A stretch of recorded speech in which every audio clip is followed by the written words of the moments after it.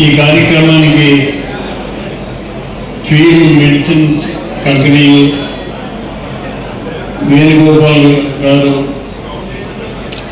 వేదిక మీద ఇతర పెద్దలు సూర్యబాబు గారు, వీళ్ళందరూ కూడా పేరు పేరున హృదయపూర్వక నమస్కారం.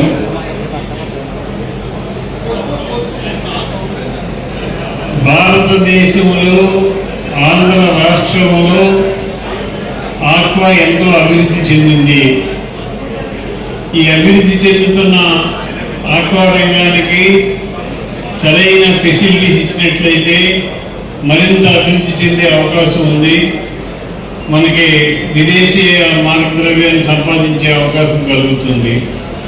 దీనికోసం రైతులు అవగాహన చేసుకుని పంట పండించినట్లయితే ఎక్స్పోర్టర్స్ అవి కొని అవి అమ్మే అవకాశం ఉంటుంది. రైతులు నాణ్యమైన రొయ్యలు తయారు ఉత్పత్తి చేసి పండించాలి. దానిలో యాంటీబయాటిక్స్ వాడకుండా జాగ్రత్తగా మెడిసిన్స్ వాడి చక్కని ఆరోగ్యమైన రొయ్యలు అందించినట్లయితే ఇతర దేశాల్లో మనకు మంచి డిమాండ్ వస్తుంది. దానికి రైతులందరూ కూడా ఆలోచన చేసి కలిసి చేయాలి. కలిసి చేసేటప్పుడు ఇతర సమస్యలు ఏమి పెట్టుకోకుండా అందరూ కలిసికట్టుగా ఉండి చేసుకున్నట్లయితే ఈ ఆక్వా రంగం మరింత అభివృద్ధి చెందుతుంది.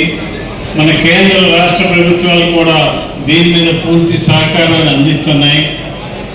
మన రాష్ట్ర ప్రభుత్వం ₹1.5కే కరెంటు ఇచ్చే ఏర్పాటు చేసింది. అది ఇంకా కొంత ఇంప్లిమెంట్ అవ్వాల్సి ఉంది. అది కూడా ఇంప్లిమెంట్ అయితే రైతుకు మేలు జరుగుతుంది. రైతులకు సబ్సిడీలు ఇచ్చి మేలు జరిగే విధంగా ప్రభుత్వం మరింత ముందుకు వస్తుందని, ప్రభుత్వ సహకారం ఆక్వా రంగానికి పూర్తిగా ఉంటుందని చెప్పి తెలియజేస్తూ సెలవు.